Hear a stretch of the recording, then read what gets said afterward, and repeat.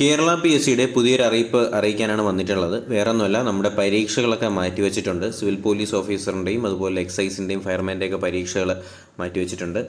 അതുമായിട്ട് ബന്ധപ്പെടുത്തിയിട്ടുള്ളൊരു ന്യൂസാണിത്, ഒന്ന് ശ്രദ്ധിക്കുക. അപ്പോൾ ഇതിനകത്ത് പറഞ്ഞിട്ടുള്ളത് കോവിഡ് വ്യാപനത്തിൻ്റെ പശ്ചാത്തലത്തിൽ 2022 ഫെബ്രുവരി മാസം 4 തീയതിയിലെ കേരള വാട്ടർ അതോറിറ്റിയിലെ ഓപ്പറേറ്റർ തസ്തികയിലേക്കുള്ള OMR പരീക്ഷ ഒഴികെ 1 തീയതി മുതൽ 19 തീയതി വരെ നടത്താൻ നിശ്ചയിച്ചിരുന്ന എല്ലാ പരീക്ഷകളും നിലവിൽ മാറ്റിവെച്ചിട്ടുണ്ട്.